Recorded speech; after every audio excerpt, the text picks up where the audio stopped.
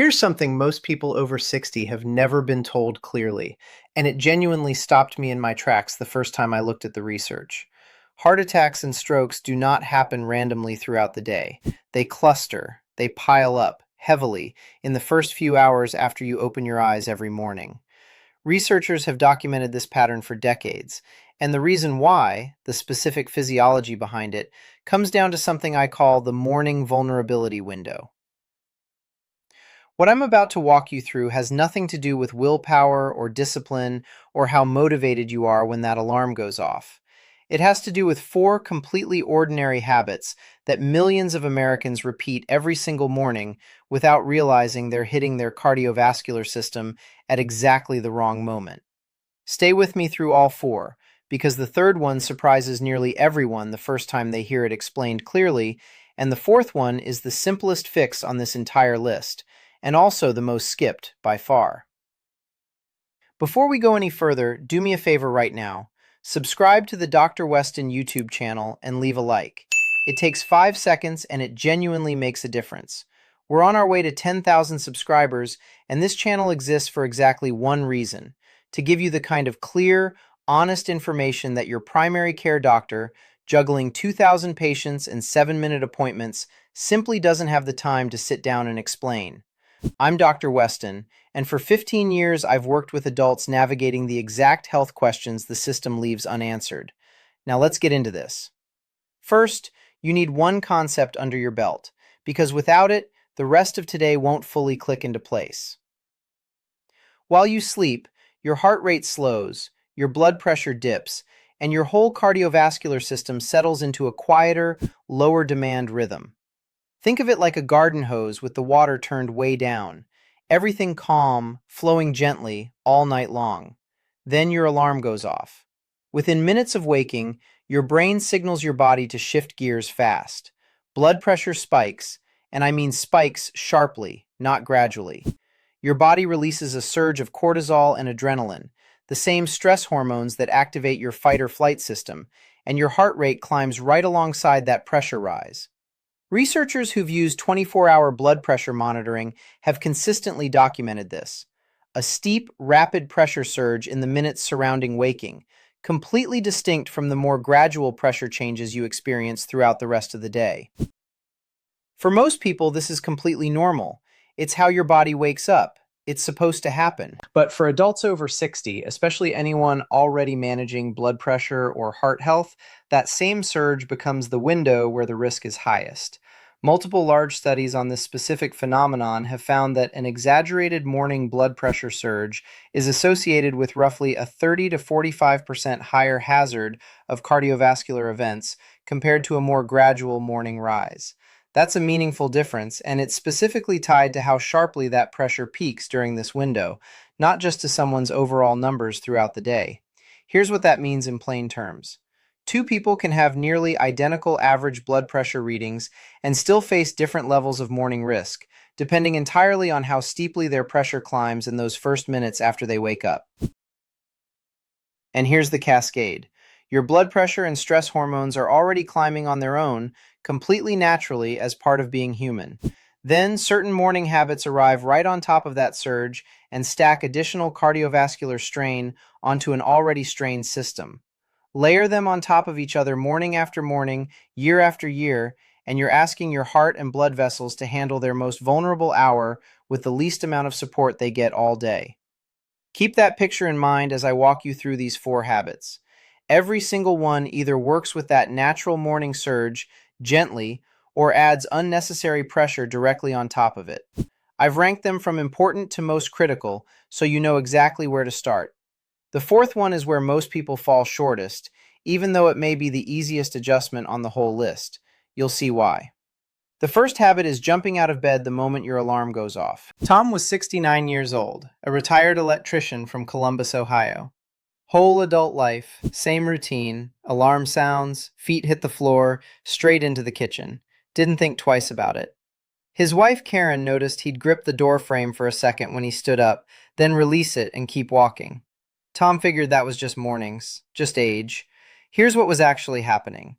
When you shift from lying flat to standing upright quickly, Gravity pulls a significant amount of blood down into your legs almost instantly. Your cardiovascular system needs a moment to catch up. It has to recalibrate blood vessel tone and heart rate to keep blood flowing adequately to your brain. In a younger, more elastic cardiovascular system, that adjustment happens fast, almost imperceptibly. But layered on top of a morning blood pressure surge that's already spiking, you're asking your body to manage two rapid adjustments at the same time instead of one. That's where the trouble starts. This combination is part of why lightheadedness or brief dizziness upon standing, doctors call it orthostatic hypotension, becomes noticeably more common after 60. And it carries real consequences beyond feeling briefly unsteady. Falls, hip fractures, injuries that can genuinely change the trajectory of someone's health. Pay attention here because this is the part most people miss. A brief graying or dimming of your vision when you stand up, a second or two of unsteadiness, a feeling that your heart fluttered slightly right after getting up. These are all common signs of that adjustment happening faster than your system can keep pace with. Most people experience a mild version occasionally, and it's nothing to be alarmed by. But if it's happening most mornings consistently, or if you feel like you genuinely might lose your balance, that's specific, useful information to bring to your doctor. It may point to blood pressure medication that needs adjusting, or it may confirm that this one habit is more important than you thought. The fix is almost embarrassingly simple. Sit on the edge of the bed for 1 to 2 minutes before you stand. Feet on the floor, a few slow breaths. Give your blood pressure and heart rate a brief window to stabilize before you ask your body to shift fully into the day. People dismiss this as something only fragile people need to do. That's not what the physiology says. It's a low-effort habit that works with your body's natural adjustment process instead of forcing it to rush through it. Tom started doing this. Karen stopped seeing him grab the door frame. The second habit works on a completely different mechanism, and this one surprises people because it involves something so automatic, most of us barely register it as a choice. Susan was 72, a retired school librarian from Georgia. Her morning coffee was the first thing she reached for every single day, before water, before anything. She had had the same ritual for 40 years. When her doctor mentioned her blood pressure was running high in the mornings, neither of them connected it to the coffee timing. How would they, in a 7-minute appointment with a waiting room full of patients? Caffeine is a stimulant that directly activates your sympathetic nervous system, the same fight-or-flight system that's already ramping up as part of your natural morning surge. Research consistently shows that caffeine produces a measurable, acute rise in both blood pressure and heart rate shortly after consumption. This effect is somewhat blunted in habitual coffee drinkers, but it doesn't disappear. The issue isn't coffee. For most people with healthy hearts, coffee is perfectly fine. The issue is timing. Drinking it immediately on waking means caffeine's stimulating effect lands directly on top of the natural surge that's already happening, rather than after that initial surge has had a little time to settle. You're stacking two separate cardiovascular activators right on top of each other during your body's most sensitive window of the day. The fix doesn't require giving up your coffee.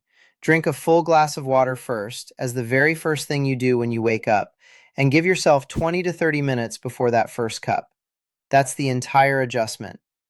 By then, the steepest part of your morning surge has begun to settle, and the caffeine isn't hitting an already pushed system. If you're on blood pressure medication, this specific timing question is worth raising with your doctor at your next appointment. Certain medications and caffeine sensitivity can interact in ways that vary by individual, and a conversation tailored to your specific medications is more useful than any general rule I can give you here. Now, quick pause. How old are you? Drop your age in the comments right now. I want to know who's in this community because the risk picture here shifts depending on where you are between 45 and 75. And I want to make sure you're getting the most relevant information for where you actually stand. All right, everything up to this point has mattered, but what I'm about to share is where the conversation really changes. The two habits people come back and tell me shifted how they think about their entire morning, not just their heart health. The third habit is taking an intensely hot or intensely cold shower immediately after waking. And this is the one that genuinely surprises almost everyone the first time they hear it laid out clearly.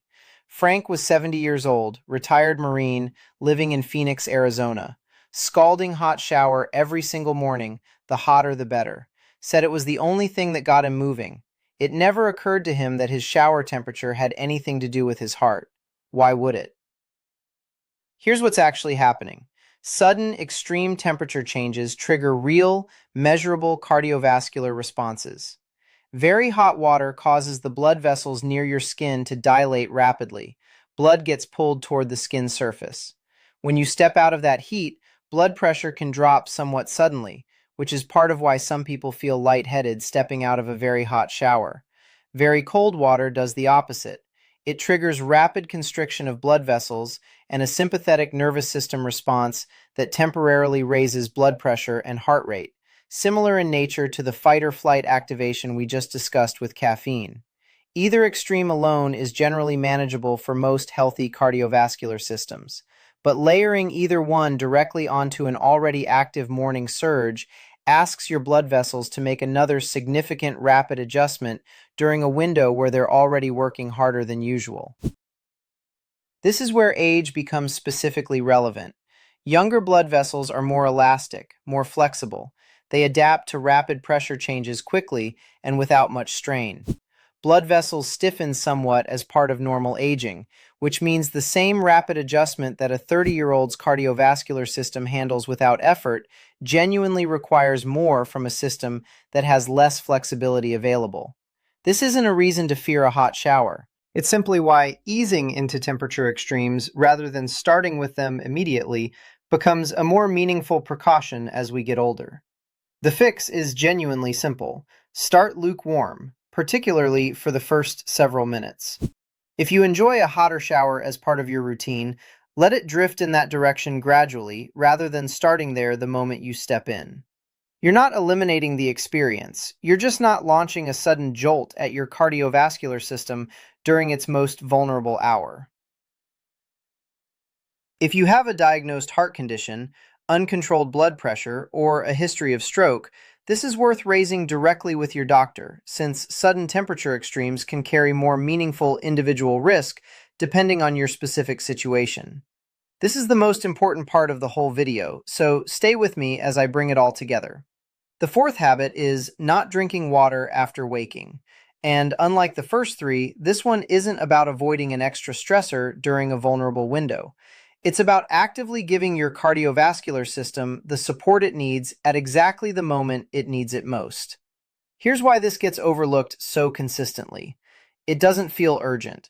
There's no sensation pushing you to drink water first thing in the morning the way thirst does later in the day.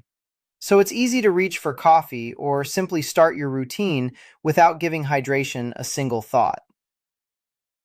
But overnight, even during normal, healthy sleep, you lose a meaningful amount of fluid through breathing and ordinary overnight body processes. You go 7 or 8 hours without replacing any of it. That mild fluid deficit means your blood volume is already slightly reduced right at the moment your body is asking your cardiovascular system to manage a significant pressure surge. One more layer of strain on a system that's already working harder than it will for the rest of the day. You don't need an elaborate hydration protocol. What the evidence actually supports is simple. A full glass of water, roughly 8 to 12 ounces, as the very first thing you do when you open your eyes. Before your coffee, before your shower, before you check your phone. This single habit supports healthy blood volume right as your cardiovascular system is navigating its most demanding hour, and it pairs naturally with the 1 to 2 minute pause on the edge of the bed from habit 1, giving your body a moment to hydrate and stabilize before you're up and moving. The single most practical tip I can give you: put a glass or a full water bottle on your nightstand tonight. Make it the first thing you see when you open your eyes. The reason most people don't follow through on this isn't that they forgot the concept, it's that they have to get up and walk to the kitchen first, and by then, coffee has already happened. Remove the friction. Leave it right there. If you're on a diuretic or any blood pressure medication that affects fluid balance, mention this to your doctor, not because it's risky, but because your individual needs may vary slightly, and your doctor can confirm whether any adjustment makes sense given your specific medications. Before I give you your practical takeaway, I want to leave you with something you can bring to your very next doctor's appointment. 5 questions.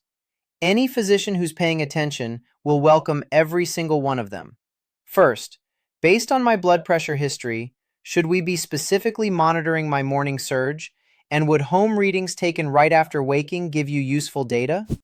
Second, given my current medications, is there anything specific about morning timing, coffee, showers, standing up that I should be handling differently? Third, I sometimes notice dizziness or lightheadedness when I stand up in the morning. Is that something we should evaluate further? Fourth, is my caffeine intake and its timing appropriate given my blood pressure and heart health specifically? Fifth, are there warning signs in the morning hours, chest discomfort, sudden weakness, changes in vision, that I should treat as a true emergency rather than waiting to see if they settle on their own? If your doctor brushes off those 5 questions, that tells you something important about how much attention your morning routine is receiving as part of your overall cardiovascular care. These aren't alarmist questions. They're focused, specific, and they make your appointment more useful for both of you, far more than a general, "how am I doing" check-in that doesn't point toward anything actionable. Here is what I want you to start tonight and carry through the next 30 days. First, before you go to sleep tonight, put a glass of water on your nightstand. Second, tomorrow morning when your alarm goes off, sit on the edge of the bed, 1 to 2 minutes. Feet on the floor. Slow breaths. Let your body stabilize. Third, drink that water before anything else, before coffee, before your phone. Fourth, start your shower lukewarm and let the temperature ease rather than starting at an extreme. Treat these as one connected morning routine, not 4 separate rules to remember. Write down tonight how you typically feel in those first few minutes after waking: foggy, unsteady, sharp, lightheaded, whatever is honest. Check that same question in 30 days. I think the difference will genuinely surprise you. How old are you? And what state are you watching from?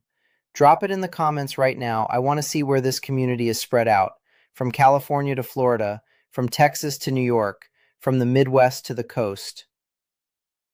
The pharmaceutical industry and the insurance companies make enormous amounts of money from cardiovascular events after they happen. Nobody profits from you sitting on the edge of your bed for 2 minutes and drinking a glass of water. That's exactly why nobody is out there advertising this. Subscribe to the Dr. Weston YouTube channel and leave a like if this gave you something real to work with today. We're building toward 10,000 subscribers, and every person who subscribes and shares this with someone they care about moves us closer to that. I'm Dr. Weston. I'll see you in the next one.